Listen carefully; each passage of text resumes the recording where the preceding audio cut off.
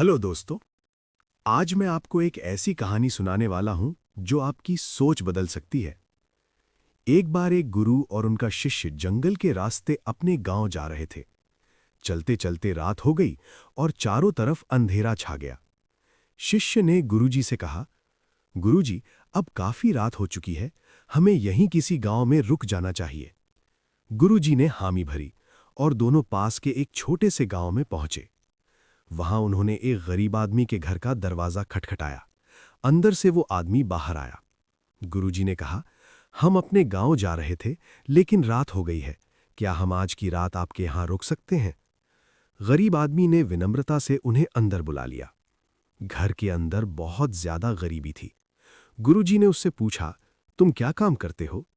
उस आदमी ने जवाब दिया, मेरे पास बहुत सारी जमीन है, लेकिन लोग कहते हैं कि वो बंजर है, उसमें कुछ उग नहीं सकता, इसलिए मैं कुछ खास नहीं कर पाता। गुरुजी ने फिर पूछा, तो फिर तुम्हारा गुजारा कैसे होता है? उसने कहा, मेरे पास एक भैंस है, उसी से मेरा घर चलता है।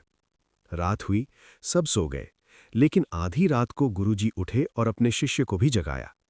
उन्होंने चुपचाप उस गरीब आदमी की भैंस खोल ली और उसे लेकर वहां से चले गए। शिष्य हैरान रह गया। उसने पूछा, गुरुजी, क्या हम गलत नहीं कर रहे? उस आदमी का पूरा घर उसी भैंस पर चलता है। गुरुजी बस मुस्कुराए और कुछ नहीं बोले। समय बीतता गया, लगभग 10 साल गुजर गए। शिष्य अब खुद एक बड़ा गुरु बन चुका था, लेकिन उसके मन में हमेशा वही सवाल था कि उसके गुरु ने ऐसा क्यों किया। एक दिन उसने फैसला किया कि वो उस आदमी से मिलने जाएगा।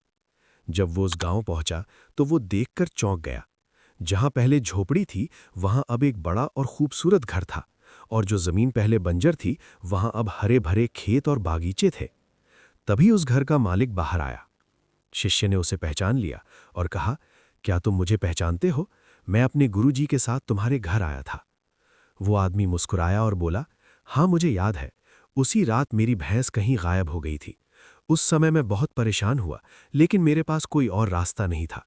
इसलिए मैंने अपनी जमीन पर मेहनत करना शुरू किया। धीरे धीरे फसल उगने लगी और आज मैं इस गांव का सबसे अमीर आदमी हूं। ये सुनकर शिष्य की आंखों में आंसू आ गए। अब उसे अपने गुरुजी की बात समझ आ चुकी थी। सीख, हम सबके पास बहुत कुछ होता है, लेकिन अक्सर हम किसी एक बहस पर निर्भर हो जाते हैं, यानी कि ऐसी चीज जो हमें आगे बढ़ने से रोकती है। वो भैंस आपकी नौकरी हो सकती है, आपकी आदतें हो सकती हैं, या आपका डर। जब तक वो सहारा रहता है, हम अपनी असली ताकत का इस्तेमाल नहीं करते। अगर आपको ये कहानी अच्छी लगी तो इसे जरूर शेयर करके खुद से ये सवाल पूछें, आपकी जिंदगी की भैंस क्या है?